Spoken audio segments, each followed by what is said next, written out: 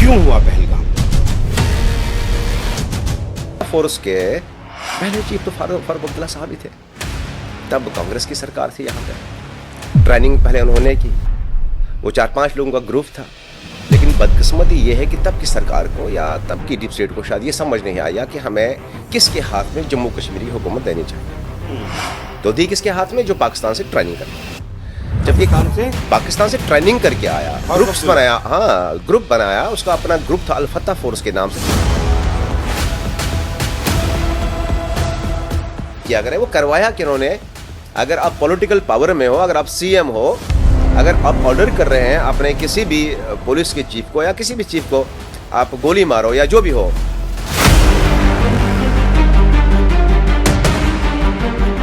NC जब जितने दिन सत्ता में रही उसने काम नहीं किया, लेकिन उसके बावजूद भी विधानसभा चुनाव में एनसी को ही जिताया जाता है। टेरर फंडिंग में कैसे माने कि जम्मू कश्मीर बदला है, जम्मू कश्मीर के लोग बदले हैं?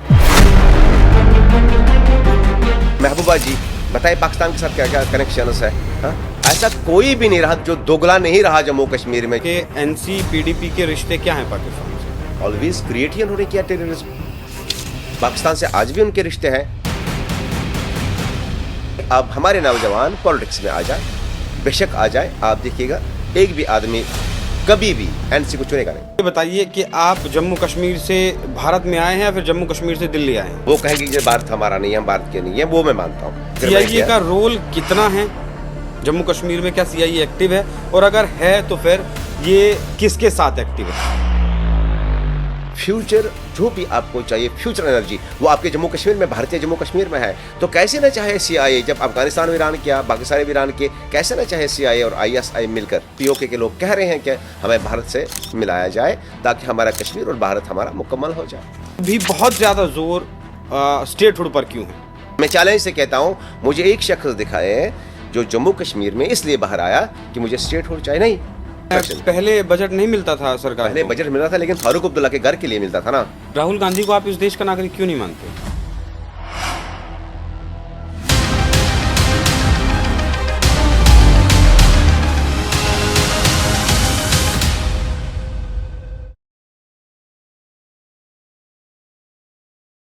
नमस्कार, एनएमएफ न्यूज पर आप सभी का बहुत स्वागत। मैं हूं आपके साथ अभिषेक पुंडी।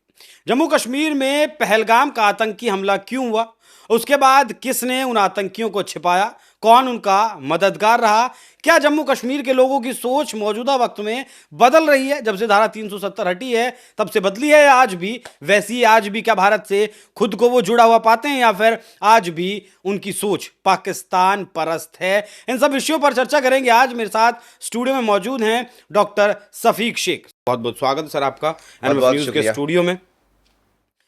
सबसे पहले बात अगर शुरुआत करें इस पॉडकास्ट की, तो मैं पहलगाम से शुरुआत करना चाहूँगा।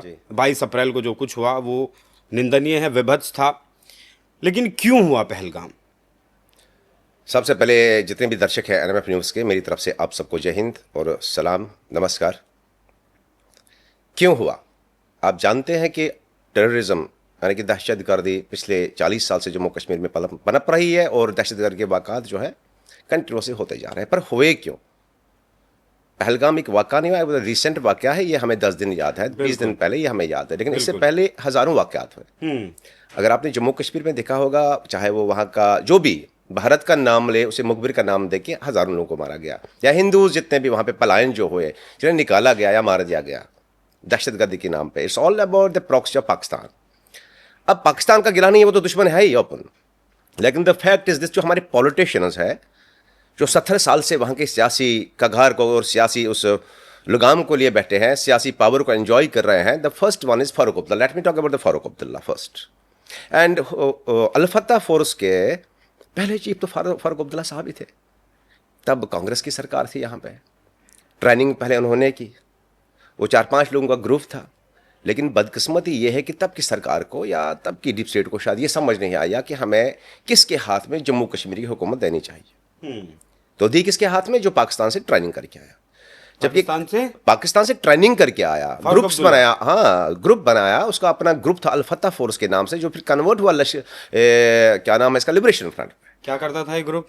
ये ग्रुप ये कर Convert रहा था होने कि से उनको पहले? ये नहीं, एज पर देयर आइडियोलॉजी उन्हें ये कहा गया कि हम एक इस्लामिस्ट मतलब ये बना रहे हैं, हमें भारत से अलग कराने की आज़ादी, सो कॉल्ड आज़ादी हमें जम्मू कश्मीर को दिलानी है। अलगाववादी संगठन। अलगाववादी संगठन आप समझिए, अक्सरियत पसंद से बोलते हैं, दहशतगर्द से बोलते हैं, टेररिस्ट, आप जो भी नाम दीजिएगा, टेररिस्ट नाम बेहतर रहेगा, क्योंकि इंसानियत के खिलाफ और मुल्क के खिलाफ जो भी जाए वो तो दहशतगर्द ही हो सकता है ना, ठीक है। तो दहशतगर्द का नाम ही दे दीजिए। कॉन्स्टिट्यूशन ऑफ इंडिया में है कि जो एक बार पाकिस्तान गया उससे आप किसी भी कीमत पे इलेक्शन लड़ने नहीं देंगे, लेकिन बदकिस्मत ये फारूक अब्दुल्ला के खानदान से ही शुरू कर लेते हैं।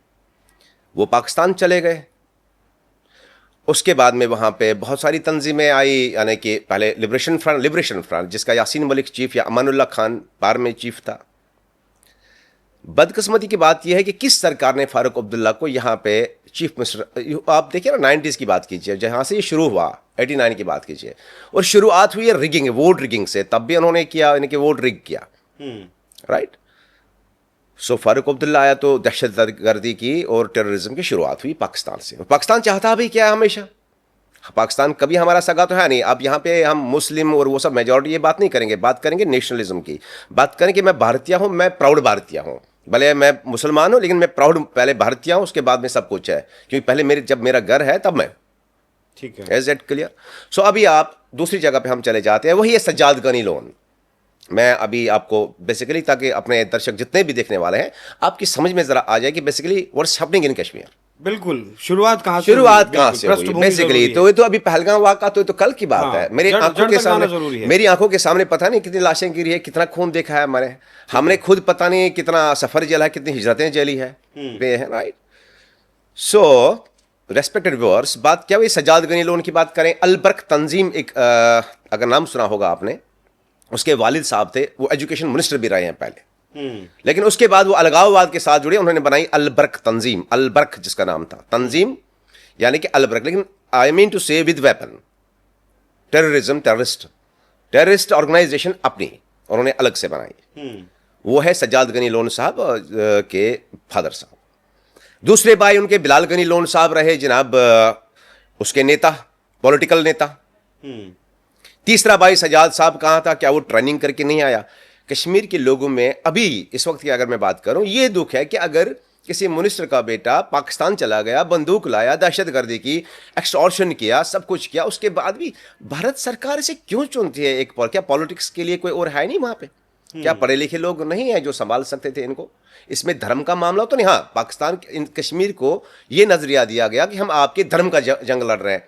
मुझे बताइए, धर्म की बात नहीं है, भारत में रहते हैं हम, यहाँ पे 33 करोड़ मुसलमान रहते हैं, जैन रहते हैं, सिख रहते हैं, ईसाई सब रहते हैं, लेकिन हमारा देश, हमारा वतन है, इसका मुहाफिज बनना, इसकी हिफाजत करना हम सबका फ़र्ज है। तो let's come to the next point. अब मैं से लीडर्स की बात कर रहा हूँ, सो कॉल्ड जो लीडर्स कहते हैं, वही आज भी बागडोर उनके हाथ में है। आज भी वो आते हैं, आज भी मिलते हैं, पहले मनमोहन जी से भी मिले, सब लोगों से मिलते रहते हैं, राइट। एक स्पेस पॉलिटिकल वैक्यूम उन्होंने क्रिएट किया, यानी कि बोथ साइड गेम, पाकिस्तान में भी यही और भारत को भी यही बोलने वाले। एक आम इंसान में वो हिम्मत ही नहीं थी कि वो आम इंसान को इनके खिलाफ बात कर पाता। और फारूक अब्दुल्ला की जो लिबरेशन फ्रंट थी, उसके बाद में क्या हुआ, और एक क्रिएशन उन्होंने और एक क्रिएट किया। उन्हें कहा गया कि नहीं जी, अब ये सरेंडर करेंगे, सरेंडर यानी कि in front of armed forces, in front of nation, वो नेशन रजीम में आ जाएंगे कि कॉन्स्टिट्यूशन में आएंगे। क्या आप मुझे बताइए, जिसके हाथ में एक बार हथियार, जो पढ़ा लिखा नहीं है, आपने इसको पाकिस्तान में ट्रेन किया, अपने लश्करी तैयबा वालों ने ट्रेन किया, जैश मोहम्मद ने ट्रेन किया, हिजबुल मुजाहिदीन ने ट्रेन किया, बहुत सारे थे, मशरूम ग्रोथ ऑफ जितना भी था। जिस बंदे को आपने मेंटली ट्रेन किया, हथियार हाथ में दिया, उसके बाद आप उसे एक्सपेक्ट करते हो कि आप गोली ना मारे या आप क्राइम ना करें। एनीवे, वो एक चली, एक हवा चली, उसके बाद में 96, 95, 96 के आर पार में तो एक तंजीम बनी जिन्होंने कहा कि हम भारत के लिए काम करेंगे, वही पाकिस्तानी हथियार लेके अपने ही देश के लिए काम करेंगे। लेकिन दैट वाज, हाँ एग्जैक्टली। तो क्या हुआ कि उन्हें नाम दिया गया इख्वानुल मुस्लिमीन, इख्वानुल मुस्लिमीन। बदकिस्मती से कहना पड़ेगा, जो दहशतगर्दी पाकिस्तान के टेररिस्ट ने की, जो दहशतगर्दी हिजबुल मुजाहिदीन ने की, जो दहशतगर्दी उन सब ने वहाँ पे की, सेम यहाँ पे दोहराया गया कि कुछ उसमें जो अनासिर थे, कुछ ने तो काम किया, डेफिनेटली काम किया, अच्छे लोगों ने भी काम किया, लेकिन ओवरऑल जो मेजॉरिटी, जो रिक्रूटमेंट थी, जो मेजॉरिटी थी, जो पाकिस्तान चले गए थे, उन्हीं के हाथ में बंदूक थी, उन्हीं के हाथ में, उन्होंने वही क्राइम्स शुरू कर दिए दोबारा से, अंडर द बैनर ऑफ नाम लिया कॉन्स्टिट्यूशन का, जबकि वो कॉन्स्टिट्यूशन का ABCD उन्हें नहीं पता, या भारत का ABCD नहीं पता। तो यहां से शुरुआत हो जाती है कश्मीर की तबाही की, और शुरुआत हो जाते हैं यहां से खूनी खेल का। उसके बाद हमारे पंडित भाइयों का, हमारी बहनों का रेप्स भी हुए, मुसलमानों के कत्लगार्त हुए, रेप्स भी हुए। ऐसा नहीं है कि पाकिस्तान से कोई हथियार उठा के लाया, अफगानिस्तान से उठा के मुझे इस्लाम का धर्म बने, मैं उससे बेहतर मुसलमान हूं क्योंकि मेरे हाथ से कोई गलत तो कभी हुआ नहीं। आप उससे बेहतर हिंदू है कि आपके हाथ से कोई गलत तो हुआ नहीं। आप जहां तक बात करेंगे इंडियन आर्मी की आज की डेट की या तब की, कोई आपसे ये कभी नहीं कहेगा कि इंडियन आर्मी ने कभी गलत किया। अब बहुत सारे लोग ये कहेंगे नहीं जी किया ना, ये किया करें, वो करवाया किन्होंने? अगर आप पॉलिटिकल पावर में हो, अगर आप CM हो, अगर आप ऑर्डर कर रहे हैं अपने किसी भी पुलिस के चीफ को या किसी भी चीफ को आप गोली मारो या जो भी हो, तो you have to follow the orders. तो उन्होंने क्या किया? सियासी मकसद के लिए उन्होंने अपने पॉलिटिकल मस्कुलर पावर को बनाने के लिए, उन्होंने क्या किया कि आर्मड मैन्स अपने रखे, यानी कि तंजीमें, जैसे कि उमर फारूक मीर वाइज कश्मीर जो थे, उनके वालिद साहब भी रहे, उन्होंने अल उमर तंजीम बनाई। यानी कि अलग अलग सेक्ट्स, अलग अलग मेंटालिटी एंड अलग अलग माइंड सेटअप। तो कश्मीर कुल मिलाकर जो कॉमन मैन है वो फेडअप है, वो आज भी फेडअप है, तब भी फेडअप था। पॉलिटिकली हमें अगर देखा जाए तो कहीं भी प्रॉपर गाइडलाइन या पॉलिटिकल लीडर आज तक नहीं मिला कश्मीर को, जो देखा जाए तो उसमें गलती सिर्फ एक की नहीं है, उसमें गलती सरकारों की भी है। जब मनमोहन सिंह जी थे तब शबीर अहमद शाह या यासीन मलिक या जितने भी ये लोग थे जो अलगाववाद के लीडर थे, उनसे गले मिल के आते थे, रेड कॉर्पेट्स बिछते थे। क्या तब सरकार को ये नहीं पता था कि ये हमारे खिलाफ में, ये पाकिस्तान से क्या बात करेंगे? आपको मुझे क्या करनी बात है हिजबुल मुजाहिदीन के चीफ से? जबकि जो हिजबुल मुजाहिदीन का आज का करंट चीफ भी है यूसुफ शाह, और उसका नाम एलाइज सलाहुद्दीन। तो सलाहुद्दीन तो खुद इलेक्शन कॉन्टेस्ट किया हुआ है। अगर इलेक्शन कॉन्टेस्ट किया है उसने, वो कह रहा है जी मैंने जीता भी होगा, तो इसी फारूक अब्दुल्ला रजीम ने उसके रिग करके उसे जीतने नहीं दिया। तो वो उन्होंने, अब कहते हैं इसने हथियार उठाया, लेकिन गलत किया, क्योंकि इसका मतलब ये नहीं कि आप पॉलिटिकली मुझसे हार मानते हो या आप पॉलिटिकली मैं आपको हराता हूं या बाय फोर्स रिग करके हराता हूं। तो इसका मतलब थोड़ी है कि मैं चीन के पास जाऊंगा, मैं MMS को बोलूंगा कि मुझे को हथियार दे दो ताकि मैं अपने ही देश में अपने देशवासियों का कत्ल करूं। तो प्रॉब्लम ये हुई, तो यहां से शुरुआतें हुई। फिर कितने कत्ल, कुछ अनसंग चीज़ें हैं जो शायद अभी भी कश्मीर की नज़रों में, कुछ इतने बच्चे गायब है जो मिलिटेंटों ने घर से उठा के ले लिए। कुछ ऐसी चीज़ें हैं जो इन प्रॉक्सीज, जैसे इखवानी हम कहते हैं, इखवानी आप समझ जो कि जो उन्होंने सरेंडर बोला कि हम सरेंडर करेंगे, सरेंडर करके फिर वही कार्रवाई किया, सेम डबल क्रॉस, क्योंकि हथियार हाथ में था, उनके पास पावर था। तो मासूम बच्चे, मासूम बहनों का, उन बच्चों का कुछ गायब है। अभी भी 10,000 लाशें हैं जो गायब है, अभी भी 10,000 कह रहे हैं, इस पर सेंसस 10,000 लोग गायब ही है तब से। तो कहाँ गए वो? क्या किसी ने टेररिस्ट ऑर्गेनाइजेशन के किसी चीफ से पूछा? क्या किसी मंत्री ने बात की उनसे? क्या उनके आपस में कॉन्टैक्ट्स नहीं है? मुझे बताइए, सजाद गनी लोन साहब का जो फादर इन लॉ है पाकिस्तान में, POK में, उसका नाम अमानुल्लाह खान साहब, अभी तो वो दुनिया में है नहीं, वो चीफ थे, मतलब वहाँ से यहाँ के चीफ थे। उन्होंने उनकी बेटी के साथ शादी की, उसके बच्चे हैं अभी, ऑब्वियसली बिलाल गनी लोन जैसे है, या उसके भाई शबनम लोन एक सुप्रीम कोर्ट की लॉयर भी है। यही थे आबिद, यही थे जाहिद, इन्हीं को नफरत थी जिक्र में से। ज़रा मुझे कोई बताए इन्हीं के हाथों में जाम क्यों है? सरकार को वो लोग, वो पॉलिटिकल फेसेस लाने चाहिए, यंग खून लाना चाहिए जो कि सच में नेशनलिस्ट, पेट्रोटिक और बेदाग हो, जिसके खानदान में कभी कोई पाकिस्तान ना गया हो, जिसने हथियार ना उठाया हो, जिसने स्टेट के खिलाफ स्टेट वॉर शुरू ना किया हो।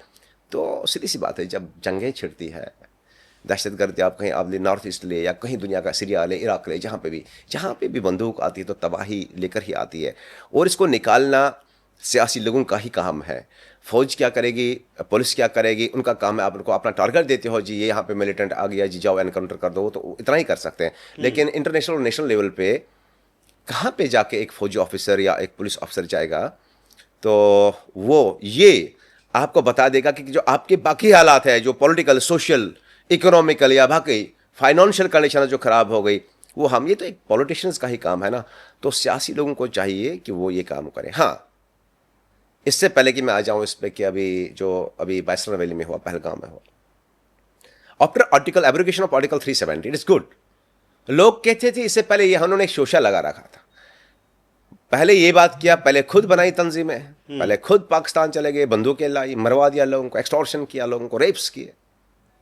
उसके बाद में एक नई कहानी शुरू कर दी, जो रिसेंट इलेक्शंस हुए जिसमें एनसी नेशनल कॉन्फ्रेंस ने जीता। नेशनल कॉन्फ्रेंस जो मोस्ट हाइटेड, मैं क्लियरली बोलता हूं, जो कि जम्मू कश्मीर में मोस्ट हाइटेड ये जो है ना पॉलिटिकल फिगर या पॉलिटिकल स्टेज है। चुनाव कैसे जीत जाती है? जी हाँ, एग्जैक्टली वही तो है ना। देखिए, चुनाव जीतना एक बहुत बड़ी बात नहीं है आज की डेट में उन लोगों के लिए, because they are having money power, they are having muscular power, they are having everyone thing, but people should know all of this कि लोगों को चाहिए था कि लोगों को वेल इन टाइम, यही मैं कह रहा हूं कि एक अपोजिशन लीडर उनको ये तैयार है, या अपोजिट लड़का या अपोजिट कोई भी पॉलिटिशियन या अपोजिट कोई बच्चा या यूनिवर्सिटी स्कॉलर, वो उन्हें इसलिए प्रिपेयर ही नहीं कर पाया। जो लीडर्स थे उनको मरवा दिया। आज भी देखिए वहां कुछ बड़े अच्छे लोग थे, एडवोकेट्स थे, मरवा दिया कि अननोन बंदूक बरदार। मैं आज तक ये समझ नहीं पाया, नून बंदूक बरदार मैं मानता हूं तो वर्दी वाला है, चाहे फौजी है चाहे वो पुलिस वाला है, वो नून है। टेररिस्ट है, लेकिन ये अननोन थर्ड कौन है? जो अननोन थर्ड है, आज तक हम यही 40 साल में तय नहीं कर पाए कि अननोन बंदूक बरदारों ने गोली मारी, फलानी स्कॉलर को मार दिया। ये अननोन भारत की होते हैं, पाकिस्तान के? नहीं, आप मुझे बताइए, नून तो भारत की है ना। नून आप देखिए, वर्दी पहने हुए तो आप अननोन हो नहीं। या तो आपकी इसमें बैच है कि आप आर्मी से हो, आप नेवी से हो, आप एयरफोर्स से हो, या आप किसी जो भी पुलिस फोर्स से हो, या आईटीबीपी सीआरपीएफ से हो, तो आप वो तो नून हुए ना। There is a command, there is law. तो अननोन कौन है? क्या अननोन को हम टेररिज्म में, तो टेररिस्ट ही है ना, लेकिन नाम दिया जाता है इंटरनेशनली कि अननोन थे, हमें नहीं पता। ऑल बिकॉज आप क्या, अपनी छवि बचाने के लिए। तो चलिए, जो आर्टिकल 370 एब्रोगेशन के बाद में एकदम हालात बेशक सामान्य हुए, काम भी हुआ जो लोगों का काम नहीं हो पा रहा था। जनाब मनोज सिन्हा साहब ने, जो कि यहीं यूपी गाजियाबाद से हैं, हमारे लेफ्टिनेंट गवर्नर है, बहुत बड़ा काम। किसी से भी पूछिए, rest of all the politics, मैं कोई किसी पॉलिटिकल पार्टी का प्रवक्ता नहीं हूं। I am a common Indian Kashmiri man and pro socialist and अल्हम्दुलिल्लाह प्रो नेशनलिस्ट। सो बात यह है, फैक्ट यही है कि हालात सुधरे भी, पत्थरबाजी हुई नहीं, बच्चों की जानें बच गई, बच्चों के जितने भी हमारी वहाँ पे माएँ बहनें, उनकी इज्जतें बच गई, और रोज़गार की तरफ, और कश्मीर जा रहा था एक अच्छे सिनारियो। इन 3-4 साल में जितना भी गवर्नर जो प्रशासन में हुआ, वरना उतना 70 साल में कभी काम नहीं हुआ है।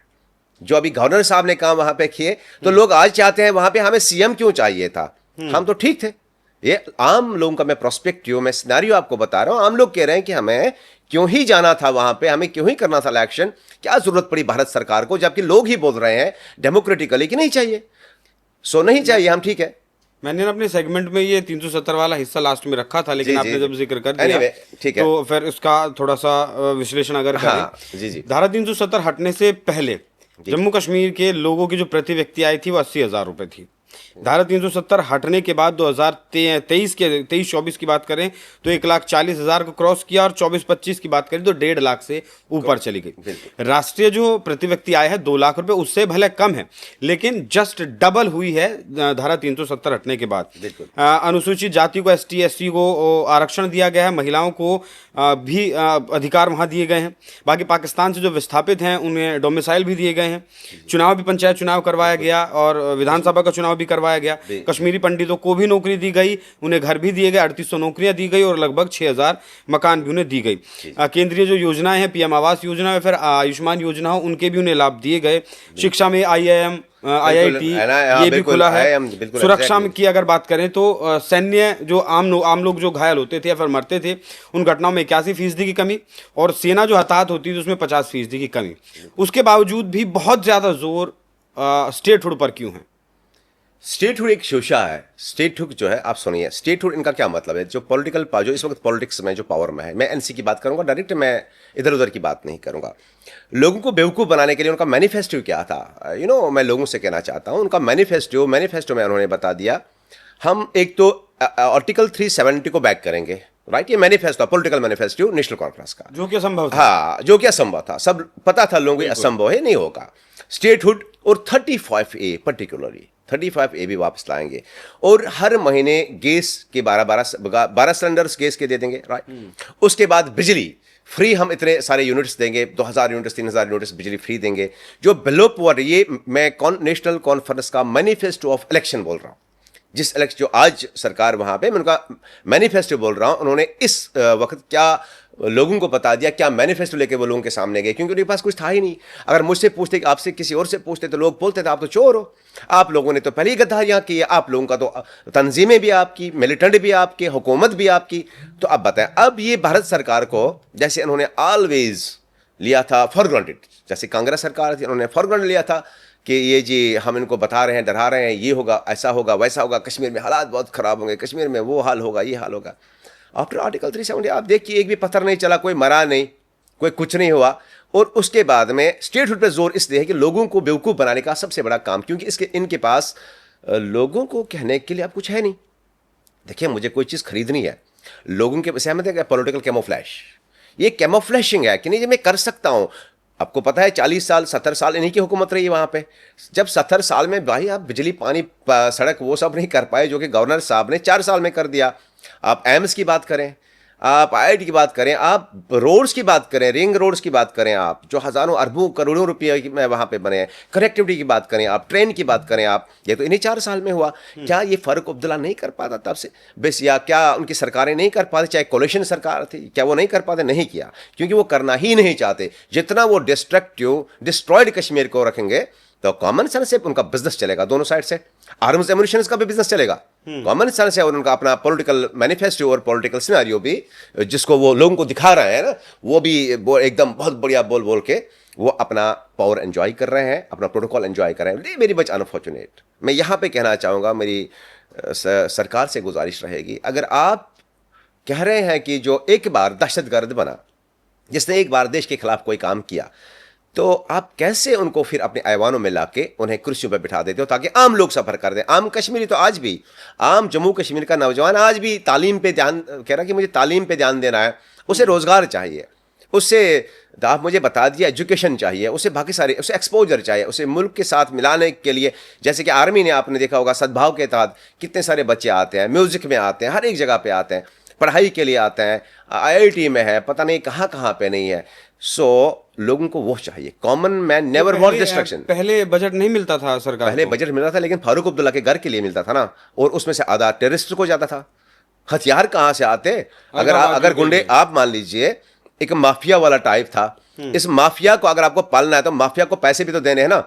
वो बजट 70 साल से हरा था, आज ही बजट इंप्लीमेंट क्यों हो रहा है? पिछले 4 साल से बजट इसीलिए इंप्लीमेंट हो रहा है क्योंकि आपने एक बेहतरीन हुक्मरान को वहां पे रखा है, that's Manoj Sinha ji, and everybody is वो रेस्पेक्टफुल, वहां के नंबर 1 रेस्पेक्टफुल मैन है। लोग चाहते ही नहीं है कि हमारी वो जो है ये स्टेटहुड वाली कहानी, वो सारी कहानी, ये इनकी अपनी बनाई हुई वो सब कहानियां हैं। मैनिफेस्टो में ये फेल हुए। बताइए उमर अब्दुल्ला साहब, मैं उनसे पूछ रहा हूं, मैं फारूक अब्दुल्ला साहब से पूछना चाहता हूं, बताइए कहां है आपका आर्टिकल 370? क्या लाया? क्या लोगों को और एक बार बेवकूफ बनाने के लिए उनका ये काम है?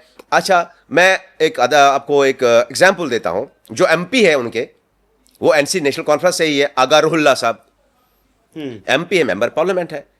आज मेंबर पार्लियामेंट अपने ही कॉन्स्टिट्यूएंसी ऑफ बडगाम में कह रहा है कि मैं एनसी का साथ नहीं दूंगा, क्योंकि उन्होंने मैनिफेस्टो जो दिया था लोगों के साथ प्रॉमिस पूरे नहीं किए। वो मैं नहीं बोल रहा हूं, उनका अपना एमपी बोल रहा है, आगा रुहुल्ला साहब, जो कि अभी एमपी है, उन्हीं के नेशनल कॉन्फ्रेंस से है।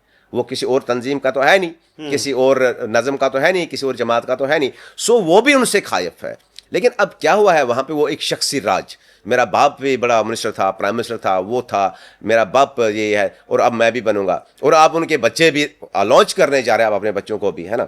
तो प्रॉब्लम ये है। और कितने मंत्री हैं जिन पे अभी मुझे बताइए एनआईए ने केस डाल दिया, कितने मंत्री जेल में चले गए, और कितने मंत्री अभी भी है जो मंत्री पाकिस्तान भी गए हैं, उनसे डीलें भी की है, ऑर्गेनाइजेशंस बनाए, और आजकल इलेक्शंस और एंजॉय कर रहे हैं प्रोटोकॉल। सो आम कश्मीरी फेडअप हो चुका है, उसे ना वो एक कैमोफ्लेश आंखों में दिया गया है कि ये करेंगे वो करेंगे, बाकी स्टेटहुड पे जोर बिल्कुल लोगों का नहीं है। लोग नहीं चाहते। आप मुझे बताइए इससे पहले कितनी नारेबाजी होती थी, कितने बहुत ज्यादा होती थी, कितना खून खराबा होता था। अगर स्टेटहुड चाहिए था लोगों को तो इलेक्शन में हिस्सा क्यों लेते? और नंबर 1, नंबर 2, क्या वो आज प्रोटेस्ट नहीं करते? क्या वो बाहर नहीं आते? क्या आपने देखा कोई एक भी सड़क पे आया कि मुझे स्टेटहुड चाहिए? एक भी, मैं चैलेंज से कहता हूं, मुझे एक शख्स दिखाए जो जम्मू कश्मीर में इसलिए बाहर आया कि मुझे स्टेटहुड चाहिए। नहीं, हाँ, इसलिए जरूर आएगा मुझे नौकरी चाहिए, इसलिए जरूर आएगा मुझे एजुकेशन चाहिए, मुझे पीस चाहिए, तो मुझे टेररिस्ट से निजात चाहिए। इनके पॉलिटिकल मैं दोनों टेररिस्ट, चाहे टेररिस्ट विद वेपन पाकिस्तानी प्रॉक्सीड हो, या जम्मू कश्मीर का वो दोगला जो यहां से भी काम चलाता है, वहां से भी काम चलाता है अपने फैमिलीज के लिए, अपने पावर के लिए। जो आम जम्मू कश्मीर का नौजवान उससे चाहता है कि हमें आपने जो चीजें बताई, धारा 370 हटने के बाद बहुत ज्यादा विकास वहां लोगों का हुआ है, कुछ डेटा मैंने भी आपके सामने साझा किया। और एनसी जब जितने दिन सत्ता में रही उसने काम नहीं किया, लेकिन उसके बावजूद भी विधानसभा चुनाव में एनसी को ही जिताया जाता है, लोकसभा चुनाव में इंजीनियर राशिद जैसे लोगों को जिताया जाता है जो आतंक के आरोप में जेल में बंद हैं। बिल्कुल है ना, तो कि कैसे हम टेरर फंडिंग में है। कैसे माने कि जम्मू कश्मीर बदला है, जम्मू कश्मीर के लोग बदले हैं, जम्मू कश्मीर के लोग सरकार के साथ हैं। एग्जैक्टली, बिल्कुल, एब्सोल्युटली, आपने बहुत अच्छा सवाल किया, इसका तो मैं इंतजार ही कर रहा था। हम ये कैसे माने? मैंने इसीलिए आपसे कहा कि एक पॉलिटिकल फिगर खड़ा नहीं हुई। आपके पास चॉइस क्या है? आपके पास वही 70 साल का कातलाना चॉइस है, फारूक अब्दुल्ला, उमर अब्दुल्ला। तो जम्मू कश्मीर के नौजवानों से इसलिए कह रहे हैं कि आप पॉलिटिक्स में आ जाइए, पॉलिटिक्स में, क्योंकि पॉलिटिक्स में वहां पे आना एक टैबू जैसा बन चुका है, उन्होंने बनवा दिया है, माइंड सेटअप ऐसा बना दिया है।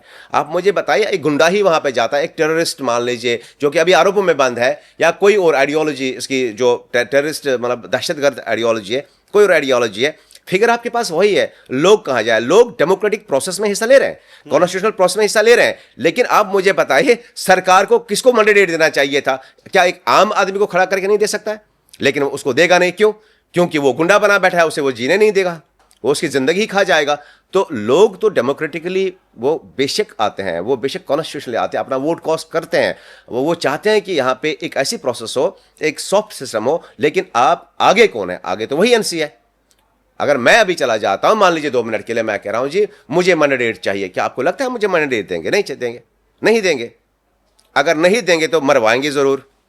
अगर आप मेरे पास मैंडेट नहीं है, आप मुझे बताइए कैसे मुमकिन है कि कोई आगे आ जाए? हाँ, अभी नौजवान नस्ल जो है हमारी पॉलिटिकली बड़े तैयार हो रहे हैं, मोटिवेटेड है, नेशनलिस्ट लोग हैं। इंशाल्लाह आगे आने वाले वक्त में आप देखेंगे कि इन्हें कोई पूछेगा नहीं। आज बताए ना उमर अब्दुल्ला को, बताएं एक बार जरा कॉल करके बताएं 10 लोग बाहर आ जाओ स्टेट हुड के लिए।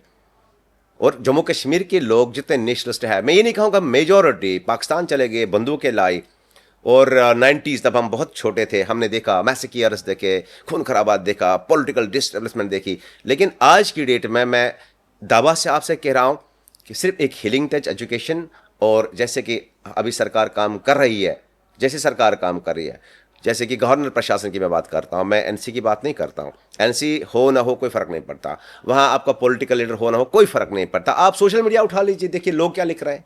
कौन आपको ये कह रहा है कि कश्मीरी कॉन्स्टिट्यूशन इतना ज्यादा मोटिवेटेड है अभी? और वो मोटिवेशन भी कब मिली? जब आपके गांव में बिजली आई, जब आपके घर तक टाइल लगे, जब आपके बच्चे को नौकरी मिली, जब आपके बच्चे को रोजगार मिला।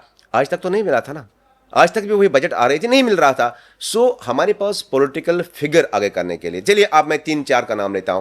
फारूक अब्दुल्ला को मैंने बोल दिया, सजाद गनी लोन साहब खुद पाकिस्तान में, उसकी बीवी अमानुल्लाह खान चीफ साहब जो थे, इसके चीफ जो थे इसके ना लिबरेशन फ्रंट के, उनकी बेटी है, वही तो लीडर है ना आज जो लड़ रहे हैं। बताइए मुझे, मैं आप मुझे एक बता दीजिए उनमें से कोई एक। महबूबा जी बताइए पाकिस्तान के साथ क्या क्या कनेक्शन है? हाँ, उसमें उसके जो बाकी सारे लोग हैं, ऐसा कोई भी नहीं रहा जो दोगला नहीं रहा जम्मू कश्मीर में जो। और आप मुझे बताइए, आप क्या लग रहे हैं कि आम जम्मू कश्मीर का university pass out, IIT pass out बेचारा सड़कों पे घूम रहा है इसी परेशानी में कि भाई मैं भी पॉलिटिक्स में जाता, पर या तो उसे हंट किया जाएगा। ठीक है, वो एक अलग विषय हो गया। लेकिन मैं और ज़्यादा आपसे आसान भाषा में समझना चाहूँगा कि एनसी PDP के रिश्ते क्या हैं पाकिस्तान से? ऑलवेज क्रिएट ही उन्होंने किया टेररिज्म। पाकिस्तान से आज भी उनके रिश्ते हैं। अगर ना हो तो उनके मंत्रियों को देखिए कितने FIRs है, सरकार ने लगाए, मैंने नहीं लगाए हैं। सरकार बोल रहे, मैं NIA ने देख लीजिए, NIA ने लगाए हैं, उन पे बाज़ाब्ते FIRs हैं। पाकिस्तान महबूबा मुफ्ती अगर बात कर रही है वो हमारे देश की, अगर या वहाँ पे हो रही, तो पाकिस्तान से मुझे क्या बात करनी है? क्या आप ये नहीं मानते हैं कि कश्मीर भारत का हिस्सा है? हम तो ये मानते हैं, हमारी आइडियोलॉजी ये कहती है कि POK हमारा हिस्सा है, हमारा हिस्सा पाकिस्तान के पास है। लेकिन वो हमें क्यों बार बार इस बात पे, ये भी पॉलिटिकल ट्रेंड है, वो हमें बार बार आपको क्यों उकसा रहे जी? आज तो नहीं मानने वाले हैं ना, जो आज की सरकार तो नहीं मानने वाली। आज की सरकार एकदम ठीक है, नहीं मानने वाली है, लेकिन उसका मतलब ही यही है। आप मुझे बता दीजिए, मैं आपको एक वो कश्मीरियों को सब समझ आ जाएगा बेस्ट तरीके से। सब्ज वो नहीं होता, वो सब्ज वाला कपड़ा पहनने से वो अपने आप को द सिंपैथाइजर ऑफ पाकिस्तान या सिंपैथाइजर ऑफ द रेडिकलाइज्ड जितने भी लोग हैं, या रेडिकलाइज्ड ऑर्गेनाइजेशन है, या टेररिस्ट है, दहशतगर्द है, या दहशतगर्द की तंजीम है, या उनके आका है, उससे ये सब कुछ थोड़ी होगा। उससे ये सब आप अपने आप को साबित थोड़ी करोगे फिर यहाँ से बोलो। यही मैंने बोला कि दोगलापन है। डायरेक्ट रिश्ते हैं, क्यों नहीं है?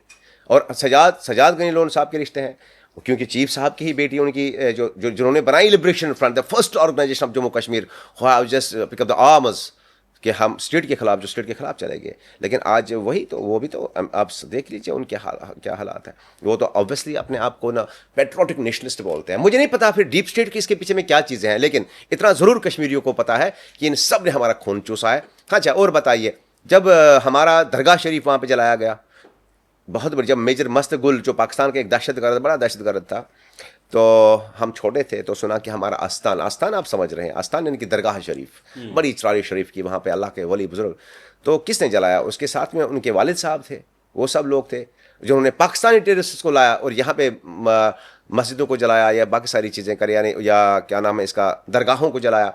हाँ, उसे भी वो बुत परस्ती ही कहते हैं आप तो बुत परस्त हो, मस्जिदों क्या नाम है, आप मंदिरों को पूजो या आस्थानों को पूजो, बात एक हुई है। मतलब कुल मिलाकर ये है कि 70 साल से कैमोफ्लेज बनाया गया है पॉलिटिकल घूंस की वजह से, पॉलिटिकल पावर के लिए। इसलिए आज तक कोई बेचारा, क्योंकि आम आदमी बात ही क्या कर सकता है, जिसके पास चलने को कुछ ना हो, रहने को कुछ ना हो बेचारा, या जो बेचारा इतना परेशान हो या पढ़ लिख के बेरोजगार हो, आपको क्या लगता है वो किस लिहाज से पॉलिटिक्स ज्वाइन करेगा? वो दूसरे दिन रहेगा ही नहीं, रहेगा ही नहीं। कितने सारे मारे गए आप देखिए, हजारों लोग मारे गए सिर्फ इस वजह से कि ये भारत के लिए काम करता है या भारत या कॉन्स्टिट्यूशन, अपने मुल्क के कॉन्स्टिट्यूशन पे यकीन रखने वाला है, तो इसलिए उनका हंट किया गया। दैट्स वाई मैं कहता हूं कि अब हमारे नौजवान पॉलिटिक्स में आ जाए, बेशक आ जाए। आप देखिएगा एक भी आदमी कभी भी एनसी को चुनेगा नहीं। मतलब आप ये कहना चाहते हैं डायरेक्टली कि पीडीपी हो या फिर एनसी हो, सत्ता में ज़रूर वो कश्मीर के रहे, बजट ज़रूर भारत सरकार का है, लेकिन हमेशा कोशिश रही कि जम्मू कश्मीर पाकिस्तान से मिले, बेशक हमेशा ही कोशिश रही। एक टेररिस्ट, क्लियर बात है ना, एक दहशतगर्दाना सोच रही, क्लियर बात है, इसमें कोई सोचने की बात नहीं है। एक मतलब आइडियोलॉजी, एक वो आइडियोलॉजी रही कि भाई ये पाकिस्तान से मिले, पाकिस्तान से मिलकर करेंगे क्या? आप मुझे बताइए, ये तो अनफॉर्चुनेट बात है। आप इंटरनेशनल नेशनल न्यूज़, हम अगर ये जिहाद की बात करते हैं, मुसलमान को मारता है, हाँ, अफगानिस्तान पाकिस्तान को मारता है, कल फ़लस्तीन या वहाँ वो जगह पे कौन सा अरब कंट्री वहाँ पे चला आया कि वो ये जंग इस्लाम की नहीं, सियासत की है, पॉलिटिक्स की है, खासकर कश्मीर की मैं बात करूँ तो। इस्लाम पे भी आऊँगा सर, लेकिन आप बात अगर थोड़ा सा पीओके करें, पीओके से सारा जो आतंक है वो आता है हिंदुस्तान में। पीओके लेना समाधान है, पीओके वापस हिंदुस्तान में आना समाधान है, या फिर कुछ और? नहीं, अगर आप मेरा पर्सनल पॉइंट ऑफ व्यू पूछते हैं, पर्सनल पॉइंट ऑफ व्यू, मेरा पर्सनल पॉइंट ऑफ व्यू ये है कि देखिए, हम 40 साल से दहशतगर्द से जूझ रहे हैं। जम्मू कश्मीर के वासी, ये हमारा देश एक हिस्सा है, एक ताज है। किसी भी कीमत पे अगर भारत सरकार को चाहे कि पीओके को दोबारा से, क्योंकि वो लोग तंग आए हैं, 1200 रुपये में आटे का 1 kg है, तो बताइए वो देश वाला जिएगा कैसे? लॉन्च पैड भी तो वही है ना, लॉन्च पैड्स वहीं पे है, टेरर जितने भी ग्रुप्स है, टेरर लॉन्च पैड्स है, सब कुछ है। चाहिए हमें कि डेफिनेटली हम एक सक्षम मुल्क है, हम एक एटॉमिक पावर है, और वो हमारा हिस्सा भी है, हक भी है। इंटरनेशनल जेनीवा में जाके कहाँ जब आप जाइए, वो हमारा हिस्सा है। कश्मीर का डेफिनेटली चाहिए कि उसे वापस लाए, ताकि वो लोग भी आराम करें। आल्दो अगर आप देख रहे हो कि बलोच या सारे वो लोग रोज़ प्रोटेस्ट पे, महारंग बलोच या सारे वो लोग प्रोटेस्ट पे होते हैं, वो कहते हैं कि जी नहीं, हमें तो भारत के साथ, हमें हमारी मदद करो। वहाँ से गुहारे आपने अगर सुना होगा ये सोशल मीडिया पे, वहाँ पे मीडिया में बहुत सारा आता है वही कि हमारी मदद करो, भारत को चाहे कि हम भारत के साथ मिलना चाहते हैं। लेकिन वहाँ पे भी पाकिस्तान की फौज, काबिज फौज, लॉन्च पैड्स वैसे, और ये जो अपने आपको दीन के ठेकेदार कहते हैं, बड़े बड़े, उनके बेटे आप कहाँ पे हैं? वो तो लंदन, पेरिस, अमेरिका में है। लेकिन आपके बेटे को क्या दिया जाता है? हथियार। हाँ, आपके बेटे को क्या कहा जाता है? जिहाद। खुद कभी नमाज पढ़ते नहीं, हम, मुझे क्या जहाद, या आपको क्या जहाद समझना है? जो नमाज ही कभी नहीं पढ़ता उसे क्या पता जिहाद? आप एक जाहिल के हाथ में बंदूक देके उसे कहते हो। कभी पीओके के आम इंसान से आपकी बात होती है? हाँ, बिल्कुल बिल्कुल होती भी है। क्या क्या मनोदशा क्या है? मनोदशा यही है कि वो बेशक तंग आए हुए हैं। आप पता कर सकते हैं, इंटरनेशनल, नेशनल मीडिया उठा सकते हैं, इंटरनेशनल मीडिया उठा सकते हैं। बहुत सारे वहाँ के जर्नलिस्ट के साथ मेरा ताल्लुक है, सलाम अलैकुम है, सबको जानते हैं, हमें मीडिया के थ्रू से जानते हैं, क्योंकि मैं एक फेक चक्कर भी हूँ, है ना, उनको हमारा तो रहता ही है। जैसे आप कहा है, आप एक ब्रॉडकास्ट रहे हो या आप एक जर्नलिस्ट हो, तो रहती है मुलाकात। और वो भी तंग आए हुए हैं हमारी तरफ, बोले हमने कौन सी मुसीबत यहाँ पे झेली है, तो हमने कोई, हम मुसीबत में है। 1200 रुपये आटे का केजी, और यहाँ पे आप देख लीजिए बजट उनका, आप GDP देख लीजिए। एक वीडियो दिखाई गई लाल चौक की लास्ट टाइम, एक एंकर पाकिस्तान है, पीओके के एक एंकर ने, कह रहे ये कौन सी जगह है, उसे आप सर्च कर लीजिएगा, लोगों को भी चाहिए कि वो भी सर्च करें। कह रहे ये तो पेरिस है या तो लंदन होगा। बोला नहीं, ऑल 100 लोगों से पूछा, बोले तो पेरिस है। बोला नहीं, ये जम्मू कश्मीर है, ये भारत या जम्मू कश्मीर है। तो मुझे बताइए आम लोग को क्या चाहिए? आम लोग इंसाफ यही चाहते हैं कि मैं एक इज्जत की जिंदगी हो। ठीक है। मैं फिर उस आम लोगों के मूल सवाल पर लौटूंगा। जी। लेकिन मुझे ये बताइए कि आप जम्मू कश्मीर से भारत में आए हैं या फिर जम्मू कश्मीर से दिल्ली आए हैं? जम्मू कश्मीर से भारत में आए या जम्मू कश्मीर तो क्योंकि भारत ही है। क्योंकि जी जी। जब वहाँ जाते हैं तो वो लोग आज भी अपने आप को पाकिस्तान से जुड़ा मानते हैं। और जब दिल्ली से या भारत के किसी हिस्से से आदमी जाता है, पर्यटक जाता है, तो वो बोलते हैं, लिटरली जम्मू कश्मीर के लोग बोलते हैं कि ये भारत से आए हैं। इसलिए मैंने आपसे सवाल पूछा। एग्जैक्टली। वो आम ही नागरिक वहाँ का है। बहुत गुड क्वेश्चन है आपका। मैं आपको बताता हूँ आप पैदा कहाँ पे हुए। अरेस्ट ऑफ द पॉलिटिक्स, मान लीजिए बिहार से, ना मैं यूपी में यूपी पैदा हुआ। से या बिहार से, कहीं से भी। ठीक है।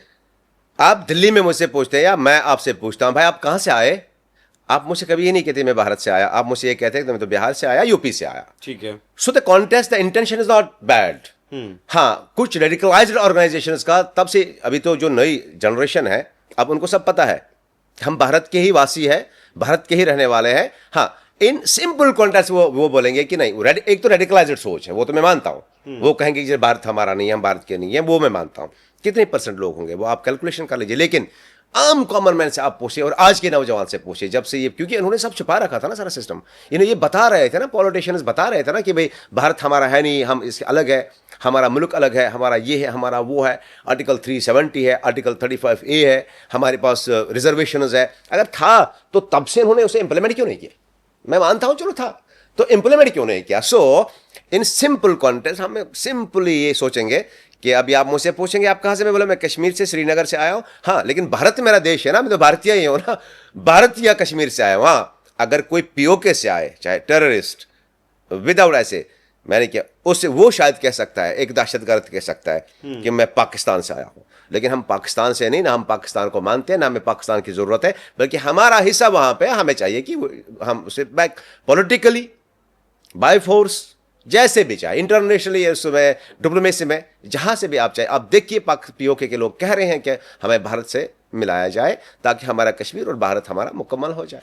पहलगाम का जो हमला हुआ जी। उसके लिए पाकिस्तान तो जिम्मेदार है ही, लेकिन क्या कश्मीरी लोग भी जिम्मेदार हैं उसके लिए, आप मानते हैं? ऑब्वियसली अगर एक पाकिस्तानी दहशतगर्द आता है, तो अगर आप मेरे श्रीनगर में आते हैं या मेरे अपने भारत के ही हिस्से में आते हैं, कश्मीर में आते हैं, जब तक मैं आपको गाइड न करूं तो पख्तूनख्वा या किसी और टेररिस्ट को कैसे पता है कि मैं पहलगाम और कहां पे जाऊं? प्लॉटेड है, all about, it's all about plotted.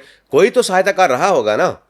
हाँ, मैं मानता हूं OGW रहा होगा या कोई सहायताकार रहा होगा, पैसों के लिए रहा होगा या कि रेडिकलाइज्ड आइडियोलॉजी के लिए रहा होगा, ये भी मैं मानता हूं। उसमें बहुत सारे लोग पकड़े गए और वो अभी बहुत सारों का इंट्रोगेशन चल रहा है, बहुत सारे NIA ने भी उठाए, उन पे केसेस अभी लग रहे हैं। तो आप जल्दी ही सुनेंगे कि बेशक लोकल सपोर्ट, बिना लोकल सपोर्ट के कुछ होगा नहीं। आपको लगता है पाकिस्तान बाज आएगा? नहीं आएगा। नहीं, क्योंकि एक, इसे मैं मिथ नहीं कहूँगा, कहते हैं जब कहीं पे भी दुनिया में जंग छिड़ती है तो दहशतगर्दों की ईद होती है। अगर बाज आना ही होता, अपने मुल्क को सुधारना ही होता, तो आज तक सुधारा होता। हाँ, अभी बाज रखना है उसको, उसमें 2 फैक्टर्स काम करेंगे।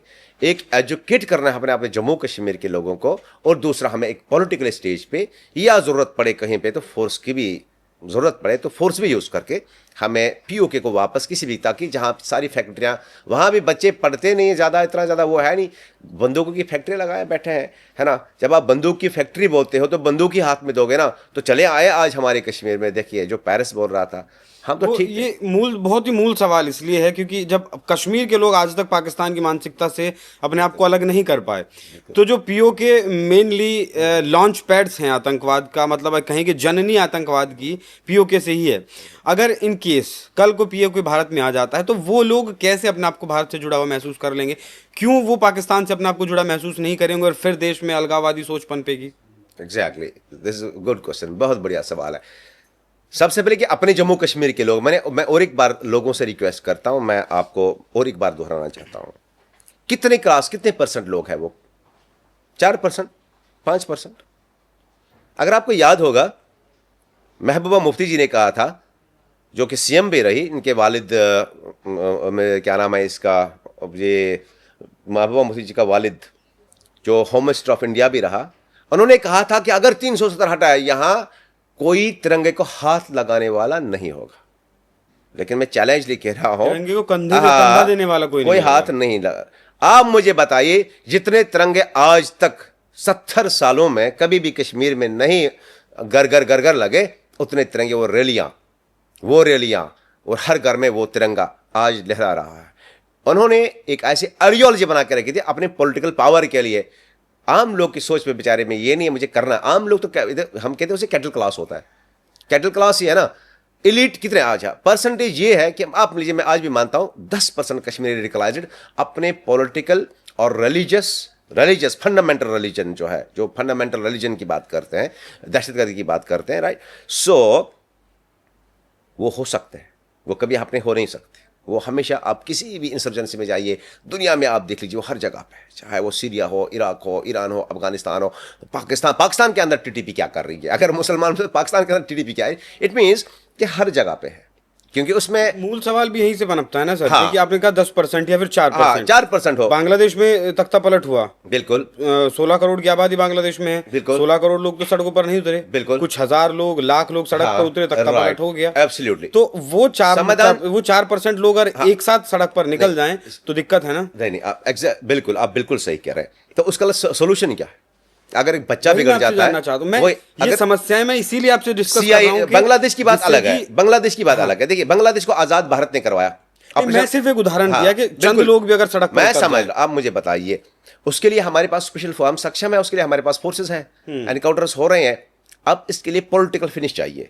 पॉलिटिकल यानी कि जो रेडिकलाइज्ड माइंड्स है उन्हें समझाना है, उठाइए ना, उनको जेलों में बंद कर लीजिए। क्यों? क्योंकि अगर एक मुल्क के खिलाफ कोई जाता है या पूरी बस्ती को उजाड़ने की कोशिश करता है, तो आपको चाहिए कि आप बेशक जाए, उसका जो भी है उसकी प्रॉपर्टी जैसे आज सीज हो रही है, बातों से मानने वाले नहीं है। नहीं, बिल्कुल भी नहीं। ठीक, आपने कई बार आपने अभी आपने जो है सीआईए का जिक्र किया जी। मैंने आपका एक पुराना बयान भी सुना जो आपने हमारे चैनल पर ही दिया, उसमें भी आपने सीआईए का जिक्र किया। बिल्कुल, सीआईए का जिक्र। सीआईए का रोल कितना है जम्मू कश्मीर में? क्या सीआईए एक्टिव है? और अगर है तो फिर ये किसके साथ एक्टिव है? मतलब कोलिशन तो जरूर किसी के साथ होगा, अकेला सीआईए तो एक्टिव नहीं होगा। नहीं, exactly.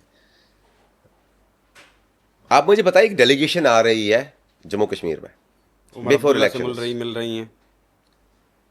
American delegation just before कुछ दिन आई। डिप्लोमेट्स थे, सो कॉल्ड डिप्लोमेट ही मतलब कहा जाएगा, थोड़ी ना बोलेंगे हम क्या करने आए। बिल्कुल, तोहफे लेकर आ जाते हैं और मुलाकात होती है।